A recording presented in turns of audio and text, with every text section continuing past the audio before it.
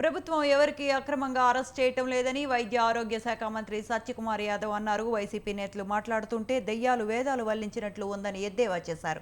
రాజధాని రైతులకు సంఘీభావం తెలిపినందుకు గతంలో తమను అరెస్ట్ చేశారని గుర్తు చేశారు. ఎవరిని అన్యాయంగా అక్రమంగా అరెస్ట్ చేయలేదని, చట్టం తనకు తాను చేసుకుపోతోందని అన్నారు. అరాచకాలు అక్రమాలు చేస్తూ ఉంటే ఎవరు చూస్తూ ఊరుకోరని, వారు చేసిన అరాచకాలు అక్రమాలకే అరెస్టులు జరుగుతున్నాయని సత్యకుమార్ తెలిపారు. గౌరవ ఎమ్మెల్యే గారు కూడా వేదిక మీదకి రావాల్సి వాళ్ళని అరాచకాలు పాల్పడిన కబ్జాలు పాల్పడిన వాళ్ళని అరెస్ట్ చేస్తారు. గతంలో లాగా ఇప్పుడు నేనే ఉన్నాను. గతంలో అమరావతి రైతులు సంఘీభావం తెలిపితే నా వాహనం మీద దాడి చేశారు, క్యాన్వాయ్ మీద దాడి చేశారు.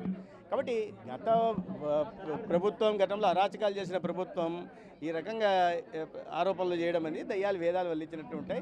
చట్టం తన పని తను చేస్తాను. ఎవరిని అక్రమంగా అరెస్టు చేయట్లేదు, ఎవరిని అన్యాయంగా కోర్టు జైల్లో పెట్టట్లేదు.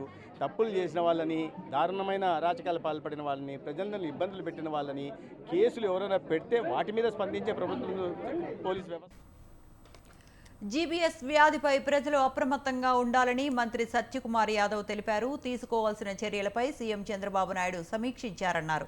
జీబీఎస్ వ్యాధిపై ఎవరూ ఆందోళన చెందాల్సిన అవసరం లేదని చెప్పారు. గతేడాది 301 మంది జీబీఎస్ బారిన పడ్డారని, దీనివల్ల రాష్ట్రంలో 2 మరణించారని తెలిపారు. పొంగిపోతారు. ఒకవైపు ఎంతో ప్రేమించే తల్లి, తండ్రి దూరమైన తర్వాత, అప్పుడైతే అన్ని సంవత్సరాలు వెన్వాజ్ మేడం 2004-05 అంటే 20 ఏళ్ల క్రితం. 20 ఏళ్ల క్రితం ఈ రోజున కొద్దిగా అవగాహన ఉంది మనకు. ఆ రోజు క్యాన్సర్ వచ్చిందంటే భయపడే రోజులు.